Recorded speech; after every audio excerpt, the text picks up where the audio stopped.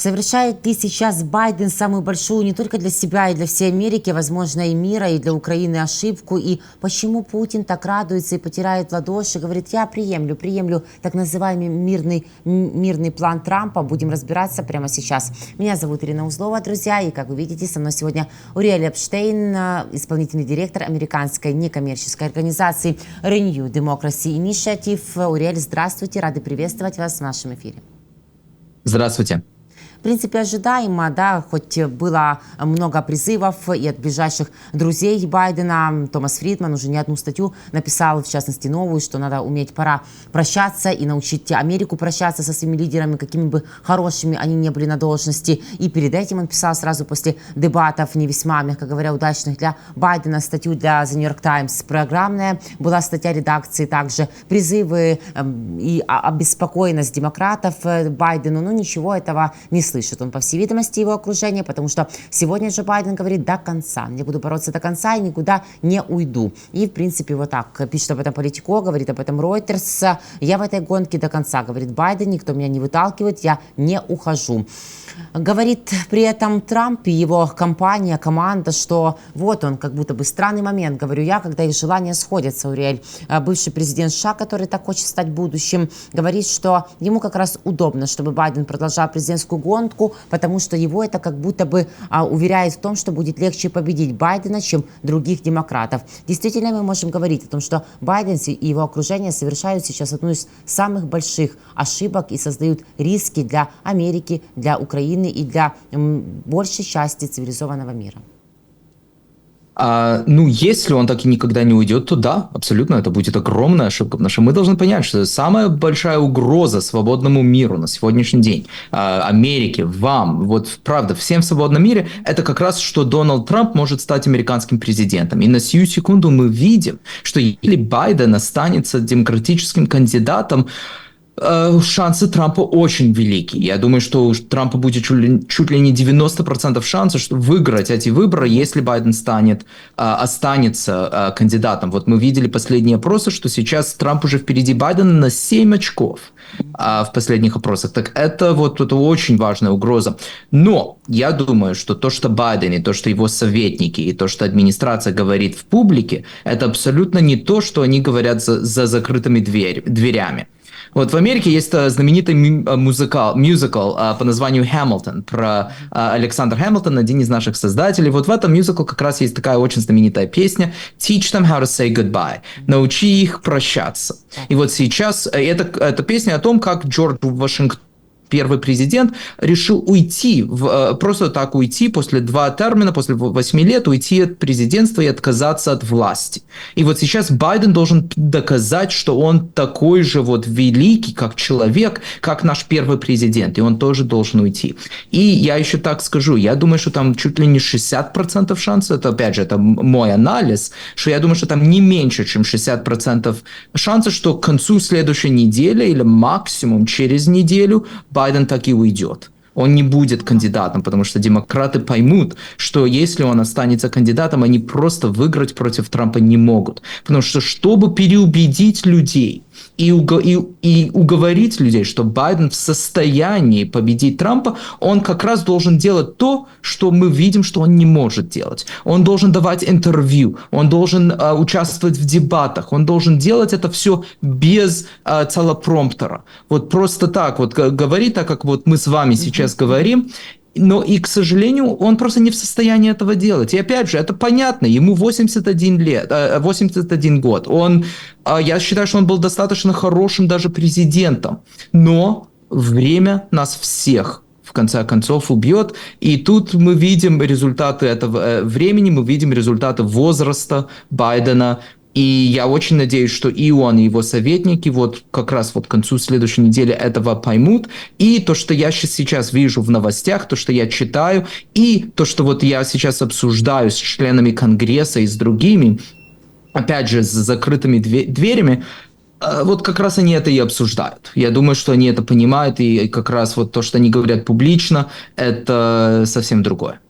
А кто на Байдена и его окружение надавит? Или само его окружение, или спонсоры, или демократы? Кто или что здесь может стать решающим фактором, если все равно сам Байден и его ближайшие люди не исключают того, что он будет идти до конца и публично, и не публично? Реальность. Реальность будет на них давить. А эти опросы не обманывают. Они видят 7 очков сейчас. Трамп выигрывает на 7 очков. К концу следующей недели мы увидим еще другие опросы, которые будут показывать одно и то же.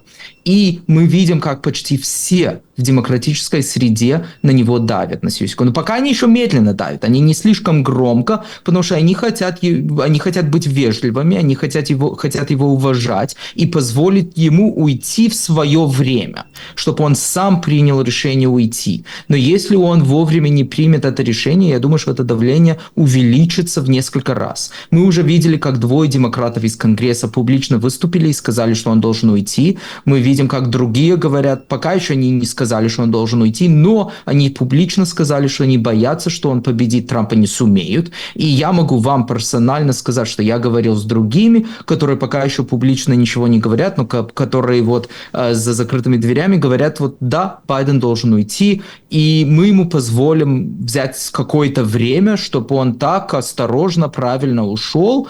Но опять же, это давление существует, оно идет со всех сторон. Вот вы сказали, там была статья от Томаса Фридмана, но Томас Фридман лишь бы один писатель. Там статья была от всего New York Times. От всех редколлегий. Да. От всей редколлегии. Вся редколлегия написала статью буквально на следующий день, да, с призывом, что пора остановиться. И все говорят, как и вы, Уриэль, что Байден был хороший политик, хороший человек, свою миссию он исполнил, но вот да. И при этом вот Томас Фридман добавляет и сегодня, что как раз его уход показал бы, что он лидер той партии, которая действует в интересах Америки, как раз в противовес Трампу и его партии, которая действует в личных интересах. И, возможно, подумала я, это бы даже добавило рейтинги, вернула бы очки новому потенциальному кандидату от демократов. Или я ошибаюсь? Я думаю, что вы абсолютно правы. Абсолютно на 100%. Более того, мы должны сравнивать, мы должны сравнивать Байдена к нашему первому президенту Вашингтона. Вот если Байден хочет оставить память о себе, вот такую же память, как есть о нашем первом президенте, он должен доказать, что он тоже готов отказываться от власти. Вот даже король Англии в то время, Кинг Джордж, высказал и сказал, что если Вашингтон так и сделает, так и откажется от власти, это его сделает самым великим человеком в мире. И вот как раз сейчас Байден должен доказать, что он такой же, что он не Трамп, и он не готов делать все подряд, чтобы хоть какой-то шанс оставить себе на власть. Он должен показать, что он готов поставить страну над собой. Как пишет Джон Грин в книге «Бумажные города», люблю ее очень, что уходить порой очень тяжело до тех пор, пока не уйдешь, а потом понимаешь, что это легче всего на свете, а здесь еще и правильнее, наверное. Тогда мой следующий вопрос, наверное, более чем предсказуемый, но все же. Кто? Пишет западная пресса, что наверняка не Мишель Обама, а, возможно, Камала Харрис. Или есть еще такие кандидатуры, которые, возможно, неожиданные для нас, но, по вашей информации, обсуждаются на замену Байдену. Да, я сейчас почему-то я все больше и больше слышу, люди используют имя Мишель Обама. Это абсолютно фантазия. Мишель Обама ничего не будет, да она сама не хочет. Да более того, нет у нее никакой политической позиции. Это нереалистично, это чистая фантазия. Тут есть два разных возможности. Либо это будет Камала Харрис. Я думаю, что это самое вероятное, что это будет Камала Харрис. Почему? Потому что это слишком сложно будет ее совсем убрать. Вряд ли она согласится остаться как вайс-президентом. А если она сама захочет быть президентом, это была бы просто огромная борьба, чтобы кто-то другой туда попал. В общем-то, честно, я бы предпочитал, может быть, кого-то и другого. Я считаю, что Камала Харрис не самый популярный политик в Штатах. Я бы надеялся, он может быть на кого-то другого. Но я думаю, что это очень реально, что это будет Камала Харрис. Но если это не будет Камала Харрис, кто это может быть? Это будет какой-то губернатор. So, это либо будет губернатор из Кентаки, Анди Башир, либо губернатор из Мичигана Уитмер, либо губернатор из Пенсильвании Джош Шапира, либо, возможно, я думаю, что это маловероятно опять, но возможно, что это будет губернатор из Калифорнии Гавин Ньюсом. Значит, это либо будет один из этих 4 губернаторов, либо Камала Харрис. Тут еще одна сложность, такая тонкость, что у Байдена и у Харрис есть больше $100 миллионов на банковском счету. И с легальной точки зрения совсем непонятно, как использовать эти деньги, если они оба уйдут. Значит, эти деньги не то что испарятся, но они как-то застрянут.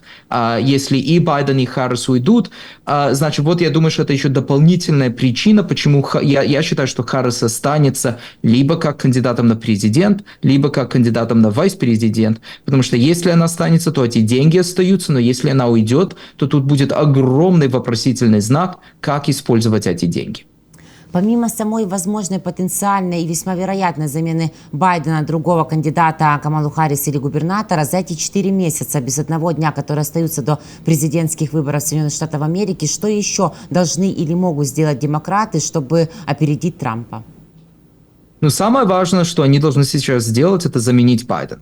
Это, само собой, будет просто огромное для них преимущество, потому что, первое, Трамп не готов бороться против кого-то, кто более молодой, кто более способный и кто более в позиции доказывать это, обсуждать, показывать все его лжи, все, что он говорит. Вот даже Камала Харрис, вот она бывший прокурор.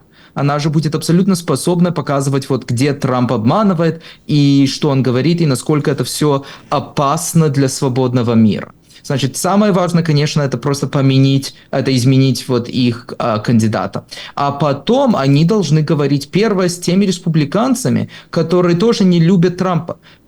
Всем же понятно, что Трамп, он не настоящий республиканец, он не настоящий консерватор. Нет у него никакой идеологии. Его единственная идеология – это он готов делать все, чтобы продвигать самого себя.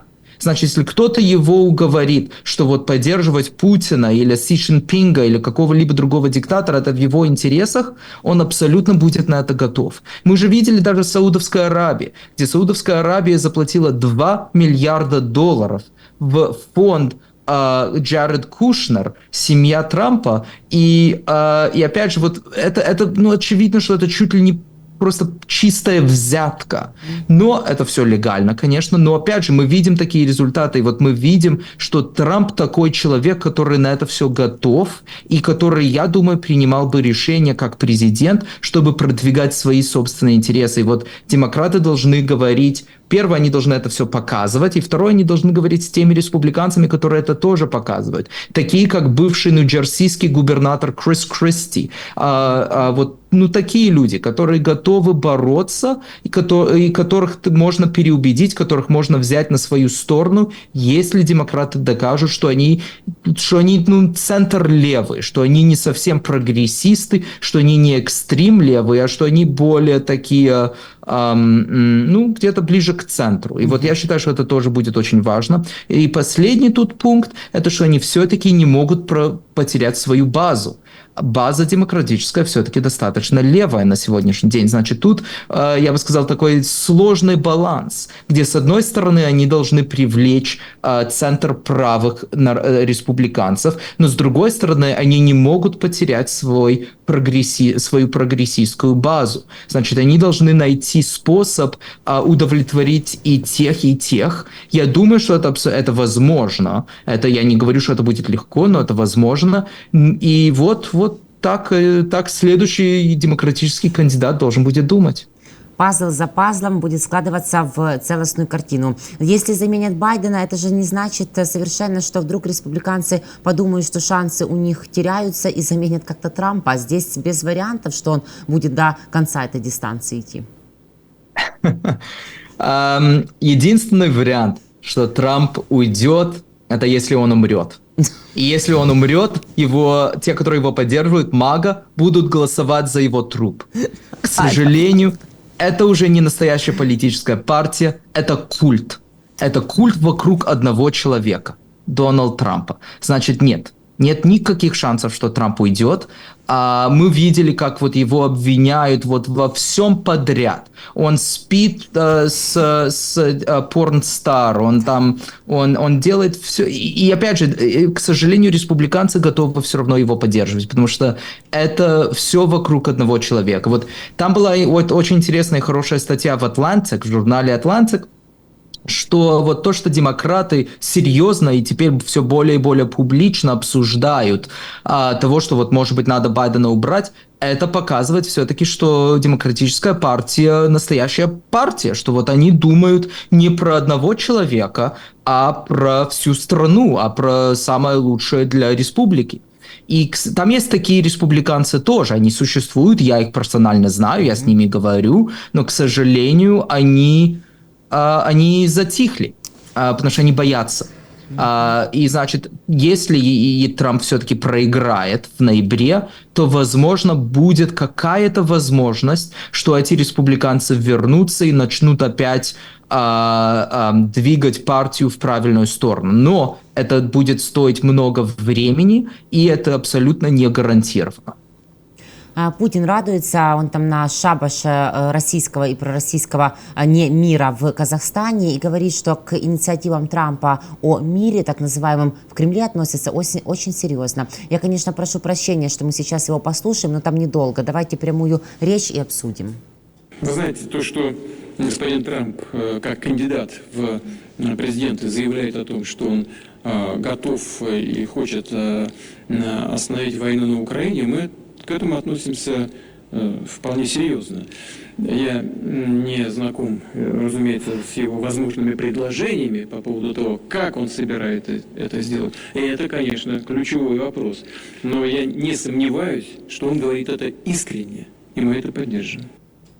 Но все-таки мы знаем, что Трамп непредсказуем и эксцентричен, и много других можно эпитетов применять. И чему радуется Путин? Возможно, то, что мы слышим сейчас и что фигурирует в публичной плоскости, совсем не будет отвечать потом реальным намерениям Трампа. Еще кто его знает, как это все поменяется с его потенциальным приходом к рулю Белого дома.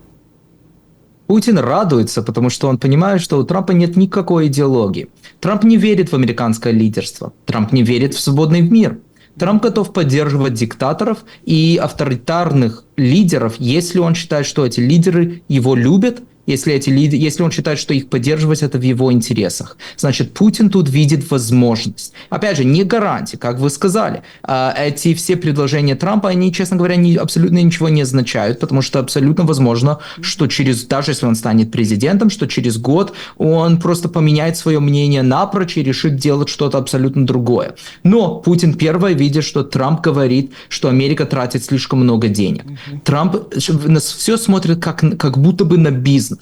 Для него нету идей принципов. Принципы для Трампа не существуют. Все вопрос бизнеса. И он смотрит и видит, что Америка слишком много денег, как он считает, слишком много денег тратит, чтобы поддерживать Украину. Значит, Путин тут видит возможность. Если его люди могут уговорить Трампа, что это плохая инвестиция, что вот не надо вкладывать эти деньги, что лучше эти деньги использовать в Штатах, то Америка, что Трамп так и может сделать. Трамп может остановить эту поддержку. И тогда, конечно, это огромное преимущество для России. И я все вспоминаю, вот как когда Трамп еще был президентом, несколько лет тому назад, Трамп и Путин выступали вместе в Хельсинки. И тут какой-то журналист спросил Трампа, а что насчет того, что Путин вмешивался в американских выборах? И тут Трамп сказал, что, мол, да, вот он слышал такое, но Путин ему персонально обещал, что Россия не вмешивалась, и Трамп ему верит. Несмотря на то, что все агентства разведки США говорили, что Путин вмешивался, он вместо того, чтобы верить нашим собственным агентствам, он верил Путину. Там даже был вот один такой забавный момент. Была самый высокий адвайзер Трампу по России, была женщина по имени Фиона Хилл. И вот у меня с ней достаточно хорошие отношения. Вот я с ней делал интервью, мы так на сцене сидели, и я ее спрашивал, как она себя чувствовала во время Хелсинки. И она рассказывала, как, когда вот Трамп так высказался, она была готова притвориться, что у нее инфаркт или инсульт, и просто броситься на пол или броситься вот на журналисты, лишь бы остановить эту пресс-конференцию. Вот как плохо это все было. И я думаю, что Путин сейчас просто сидит себе в Кремле и готовится, и вот пьет шампанское, ждет вот как Трамп опять вернется в Белый дом. The Moscow Times, российское довольно-таки оппозиционное издание, пишет, ссылаясь на свои анонимные источники, о том, что в Кремле на самом деле хоть публично не признают, ну да, это же вражеский Запад и вообще враг, Соединенные Штаты войну экзистенциальную ведут, как они говорят, против России. На них постоянно кто-то нападает, сидят, ждут и следят, и смотрят и за дебатами, смотрят за самой предвыборной гонкой, и тоже очень с волнением и трепетом ожидают прихода Трампа к власти. А говорят, что когда Путин Карлсону, пропагандисту последнему, говорил о том, что он на самом деле ждет прихода Байдена, то он так хотел навредить своей поддержкой, так называемой, Байдену, что вообще, конечно, смешно. Полагаю, что американского избирателя не сильно интересует, кого поддерживает российский диктатор Путин. Но тем не менее, а эти вот эта так называемая элита, они чему радуются? Они что от Трампа могут получить? Кто знает? Вот в чем и проблема. Самое важное, что они получают от Трампа, и это уже почти гарантировано, это хаос.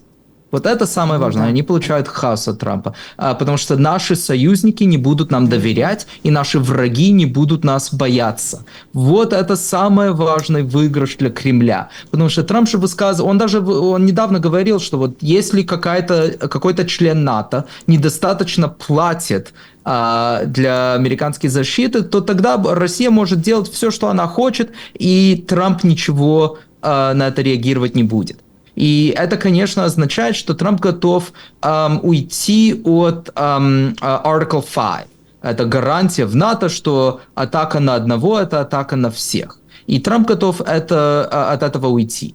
Опять же, может быть, он от этого не уйдет. Но вот тут как раз и риск. Потому что он абсолютно невозможно предвидеть. Потому что если кто-то, который близкий к Трампу, его уговорит, что поддерживать Украину как раз в его интересах, я не знаю, как такой человек мог бы его этому уговорить, ну, скажем, кто-то так его уговорит, то тогда все может выйти по-другому, и тогда Путин будет считать, что Трамп ничего не сделает, Путин тогда будет еще более агрессивно атаковать, скажем, он не только Украину будет атаковать, а он и решит идти за Эстонией или за Литве, члены НАТО, и он будет считать, что все, Трамп ничего делать не будет, а тут кто-то убедит Трампа, что, мол, нет, как раз надо что-то тут делать, и тут уже будет столкновение между Штатами и Россией. Значит, это вот, опять же, да, Путин празднует, и я считаю, что это очень логично, что он празднует, но это очень опасно для глобального, для всего мира.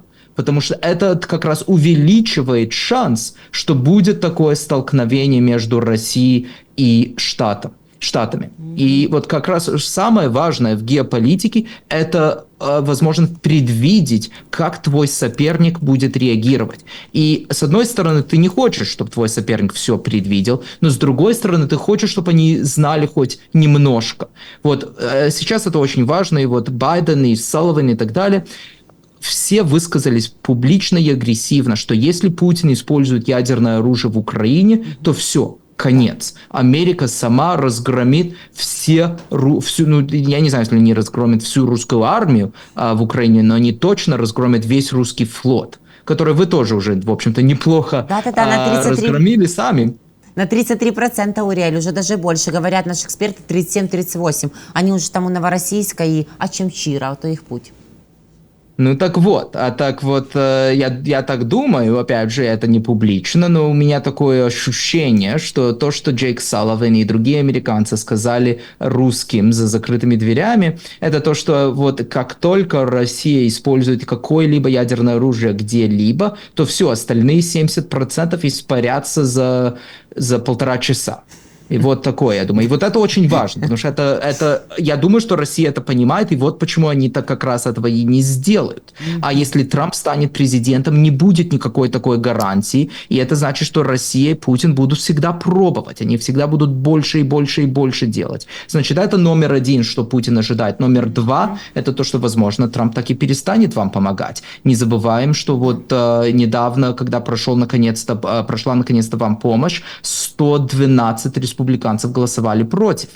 И абсолютно возможно, что если Трамп станет президентом, то это будет конец такой помощи. Значит, он на это тоже надеется. И последнее, то, что он надеется, это, конечно, что будет какой-то серьезный раскол между Европой и США.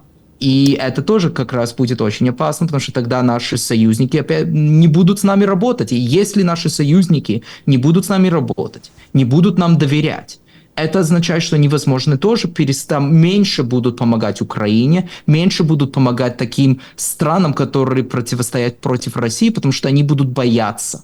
На сию секунду такие страны, как Германия, Франция и так далее, они готовы делать то, что надо делать, потому что они знают, что Америка стоит за ними. А если этой гарантии не будет, то кто знает.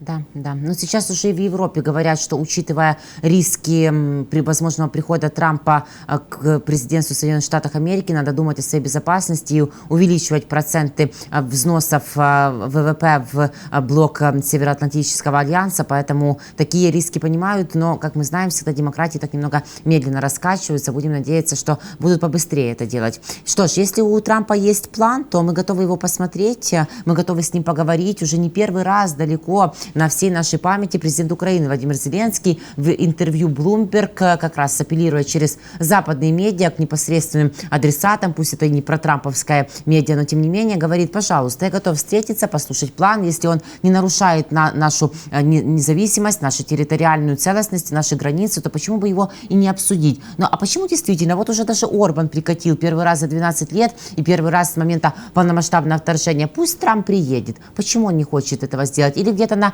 нейтральной территории, например, если он не хочет посмотреть на зверство Путина, которое он здесь учиняет, встретиться и представит план, поговорить с Зеленским. Это же так просто, проще простого.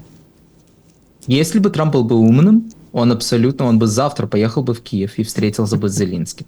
Это потому что это показывало бы, какой он военный президент. Он готов быть военным президентом, если надо. Это покажет силу. Вот сейчас в Америке самый важный вопрос в этих выборах — это готов ли Байден делать то, что надо, чтобы защищать Америку. И не только от Трампа, но еще и от таких диктаторов, как Путин. А он старый, виден, он слабее становится и так далее. Но все-таки, я не помню, это было, может быть, где-то год назад, он все-таки сам приехал в Киев.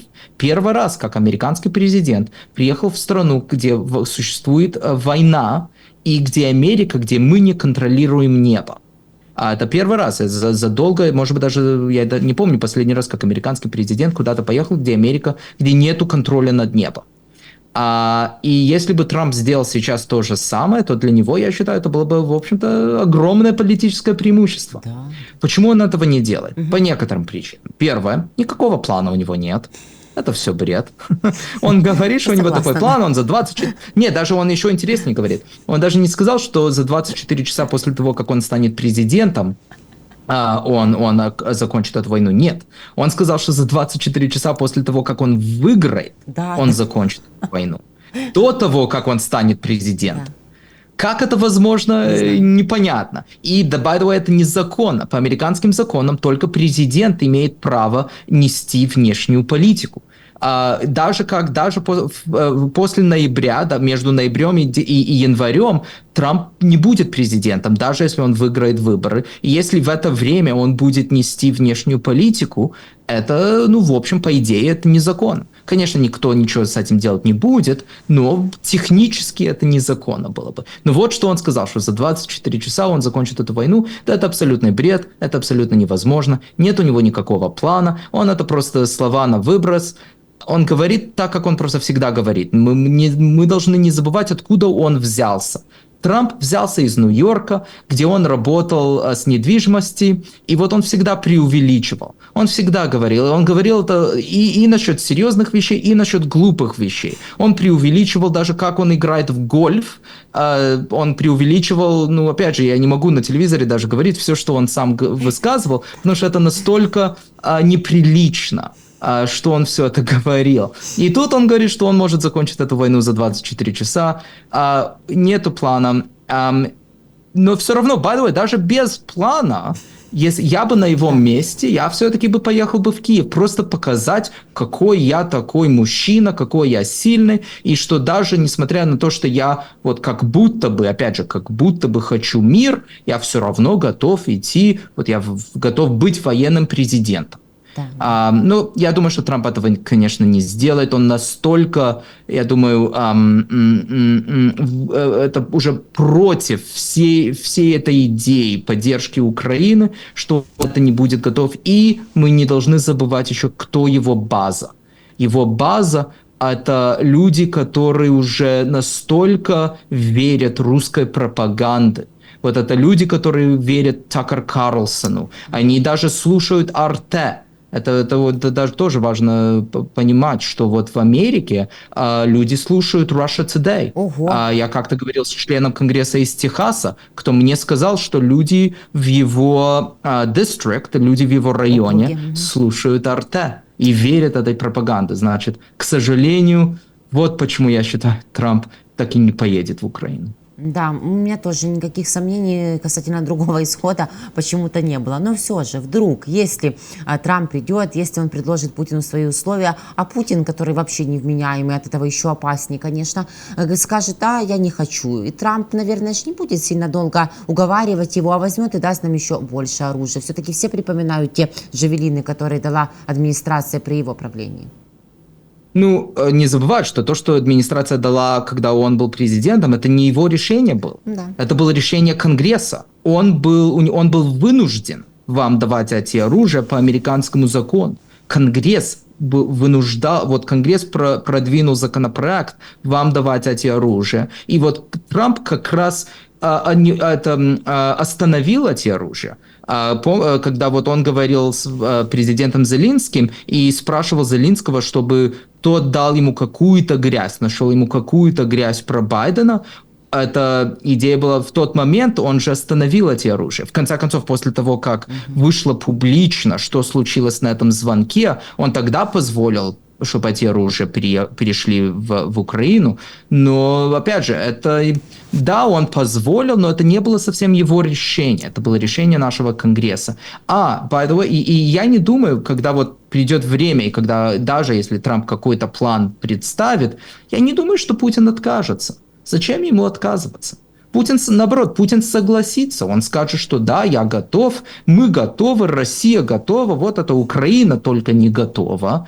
И если вы будете, в конце концов, вынуждены принять какой-то такой план, то Путин спокойно подпишет, и потом через 3-4 года начнет новую войну. Конечно, да, останавливаться он не собирается. Ну да, в принципе, он и сейчас говорит, что серьезными мы слушали, оценивает он предложения Трампа, ну, может, они поменяются. А то, что новую войну они начнут, и заморозка им нужна только для того, чтобы перенарастить свою военную мощь или пока ее остатки и оклематься от санкций, построиться к ним, это мы, конечно, все прекрасно понимаем. Странно, что этого не понимают республиканцы не только, ведь Путин, пользуясь как раз тем хаосом, который может создать Трамп и ему подобные, они ведь хотят масштабировать конфликты по всему миру просто-таки. Да, абсолютно. Это честно, мне даже тяжело понимать, как люди этого не видят. Да. Это настолько очевидно, это настолько доказано, что, правда, надо быть чуть ли не слепым, чтобы этого не понимать. И даже слепые тоже могут все это понимать. Можно слушать, читать и так далее. Нет, это, к сожалению, я думаю, люди самих себя уговорили, что Путин может быть настоящий нормальный партнер. Возможно, да, да. Но это действительно, неужели кому-то еще не видно, где агрессор, где жертва, и сегодня здесь, а завтра он там. Просто таки маленькую густонаселенную страну НАТО, ему же ничего не помешает действительно сделать и пойти дальше, но мы его пока здесь останавливаем. Почему Риэль Захил пишет, что Трамп это дикая карта для Китая? Ну, мы, конечно, понимаем, почему. Потому что Трамп всегда не очень хорошо, не то чтобы высказывался, а и действовал как раз против Поднебесной, но тем не менее, что мы можем вложить в это понятие? Действительно, его политика касательно Китая никоим образом не может поменяться в лучшую сторону, чтобы не прибегать к конфронтации, а конкуренции, как говорил в прошлом году Байден. Ну, это очень интересный вопрос. Трамп как раз абсолютно не... честно, я персонально понятия не имею, как Трамп будет реагировать на Китай, что Трамп будет делать с Китаем. С одной стороны, его риторика, его риторика очень антикитайская, он агрессивно и много выступает против Китая. Но с другой стороны, он говорил, что он персонально очень уважает Си Цзиньпина. И даже, что он чуть ли не завидует Си Цзиньпина. Как он один раз сказал, что вот смотри, как все... как только Си Цзиньпин входит в комнату, все встают, все его слушают. Вот что значит лидер. Все имеет под контролем. И что он бы хотел, чтобы люди также бы на него реагировали. Значит, это с первой точки зрения, что Си Цзиньпин это диктатор, и Трамп, в общем-то, уважает диктатора. Теперь второй тут пункт, это то, что Трамп очень агрессивно высказывается против Китая, но то, что он делает, и то, что он говорит, это две разные вещи. С одной стороны, во время его администрации, да, он выставил некоторые такие серьезные тарифы, против китайских, это где trade goods между Америкой и Китаем. Бизнесмены, торговцы, предприемцы, да, вот таких. Ну да, спасибо, извини, я потерял русское слово. Ну так он настоящие такие законопроекты все-таки продвинул, но с другой стороны он много что не сделал. И как раз Байден, вот во время байденовской администрации, Байден первое не отменил трамповские законы. Более того, он сделал много новых законов, которые запрещают много такой высокой технологии переходить в Китай. И вот это как раз был CHIPS Act, где вот мы много вкладываем в semiconductor в Америке, чтобы мы работали над artificial intelligence. И мы запрещали Китаю эту технологию, чтобы стараться предотвратить проблемы в будущем, где у Китая будет, возможно, будет преимущество в этой технологии. Значит, мы как раз стараемся этого остановить. И Трамп во время его президентства этого никогда не делал. Более того, так как Трамп на все смотрит только с точки зрения бизнеса, нет никакой гарантии, что что китайцы не сумеют его уговорить, что это в его персональных интересах продвигать торговлю с Китаем или допускать Китаю, чтобы Китай мог получать эту высокую технологию и чтобы Китай мог продвигать свою эту технологию в artificial intelligence. Значит, тут это конкурентство между нашими двумя странами.